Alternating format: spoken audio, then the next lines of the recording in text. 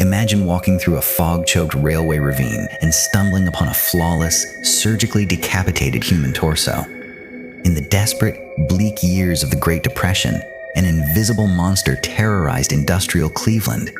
He did not simply kill his victims. Instead, he disassembled them with terrifying precision. The media called him the torso murderer, an untraceable phantom who defied the law. Our true crime story begins inside the squalid, makeshift shantytowns of the local valley. Two young boys were exploring the dark ravines when they made a horrifying discovery. Covered in mud lay the clean, pale remains of an unidentified male victim. The head had been cleanly removed while the victim was still actively breathing. Within hours, responding police officers located a second mutilated body nearby in the brush. The absolute clean surgical nature of the cuts suggested a highly skilled medical professional. The unknown killer had utilized an advanced chemical solution to completely preserve the skin tissue. Cleveland Safety Director Eliot Ness was immediately brought in to spearhead the investigation. Ness had recently achieved global fame for destroying Al Capone's criminal empire in Chicago. But hunting a faceless, solitary serial killer proved to be a completely different nightmare. The Mad Butcher specifically targeted the forgotten outcasts who lived completely off the grid. Because they had no families, their sudden disappearances went completely unnoticed for months. In early 1936, the elusive Phantom claimed his next victim, a woman named Florence. Her remains were discovered wrapped in oilcloth near a busy city police precinct building. Forensic analysis confirmed she had been dead for weeks before being dumped outside. Ness ordered a massive sweep of the valley, interrogating thousands of transient travelers. Panic spread across Cleveland as rumors of a modern werewolf gripped the public mind. Citizens began locking their doors securely, refusing to walk near the railway lines alone. Any strange shadow in the night caused terrified homeowners to call the police station. In midsummer, the killer taunted authorities by dumping a torso directly behind Ness's office. The bold move turned the investigation into a deeply personal war for Eliot Ness. He swore to use every city resource to permanently remove this monster from existence. Coroner Gerber noted the killer's technique was evolving, becoming increasingly fast and precise. The anatomical dissections were executed with the clean, fluid skill of a professional butcher. The community demands for an immediate arrest pushed the local government to a crisis. Detectives flooded every local medical school, checking graduation records for unstable students. Then, the Phantom Killer struck an entirely new demographic, attacking a middle-class citizen. An identified businessman vanished completely after leaving a late-night meeting downtown. His decapitated remains were located inside a rusted boxcar 3 days later. The change in victim selection proved the butcher was growing increasingly bold and reckless. Ness personally visited the dark boxcar scene, searching for any microscopic physical clue. He discovered a distinct industrial chemical footprint pressed deeply into the old grime. The print matched the specific boots worn by employees at a local rendering plant. The investigation centered on the massive meatpacking district lining the Cuyahoga River Valley. Thousands of workers handled sharp tools daily, providing the perfect cover for a killer. Ness deployed undercover operatives inside the processing plants to watch for suspicious behavior.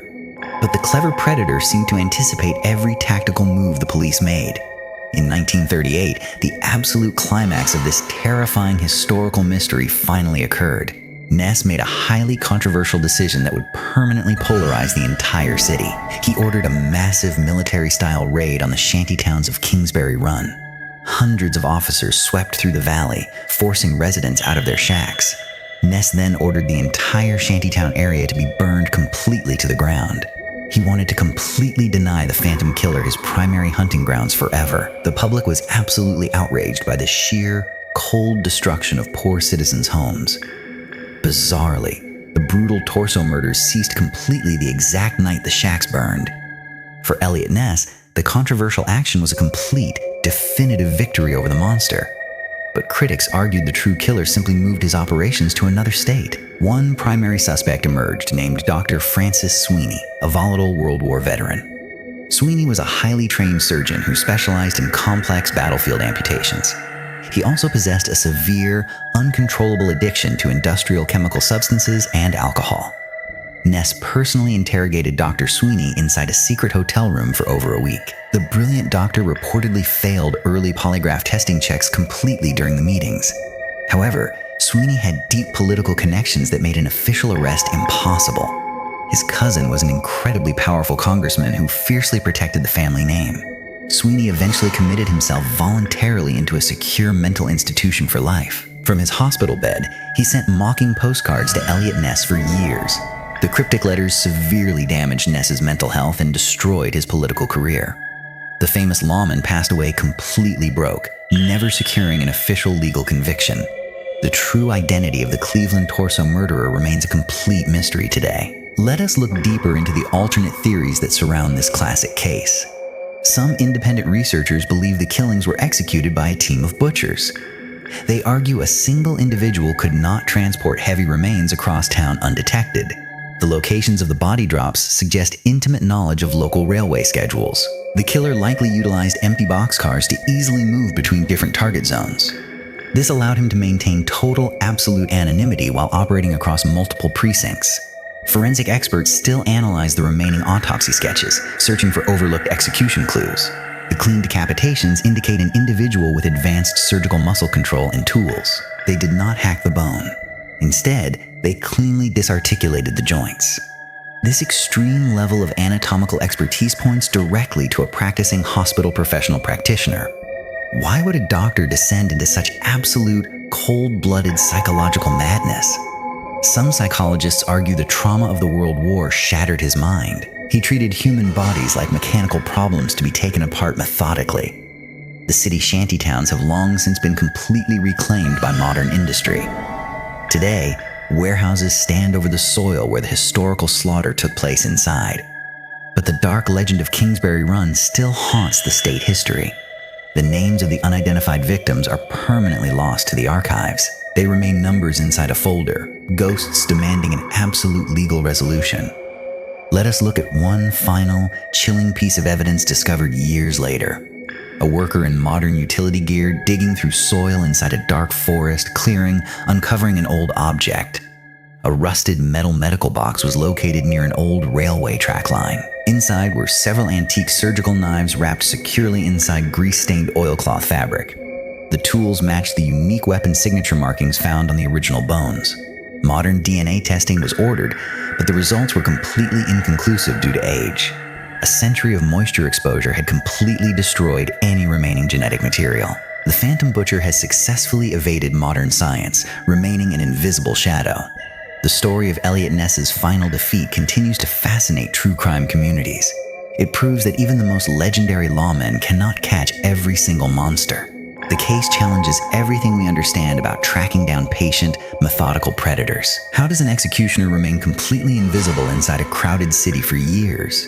Perhaps the community chose to look away from the ugly structural reality. The secrets of Kingsbury Run are safely frozen inside the winter of history. The definitive answers have turned to dust, buried under decades of snow and silence. The perfect crime requires a permanent escape, and the butcher achieved exactly that. Let us look at the financial impact of the crimes on the city. The panic forced local businesses to spend massive resources on private night guards. The city budget was completely drained by the constant emergency police patrols. Ness faced immense political pressure from the mayor to show immediate results. This intense pressure directly influenced his controversial decision to burn the shacks. It was a desperate act of frustration from a lawman pushed to the edge. The historical consequences of that raid permanently altered the urban layout forever. The shantytown was replaced by industrial railway yards and massive steel mills. The memory of the victims was buried under tons of concrete and gravel. Only the faded police case files remain to tell the tragic story. They sit inside dark filing drawers, an open wound in American history. The faceless Phantom of Cleveland has secured his place among legendary monsters. True crime researchers will continue to scrutinize every single detail for clues. They re-examine the suspect lists, hoping to find a connection missed early. Every document is analyzed, from the chemical footprints to the unique cuts. But after nearly a century, the trail has gone completely cold.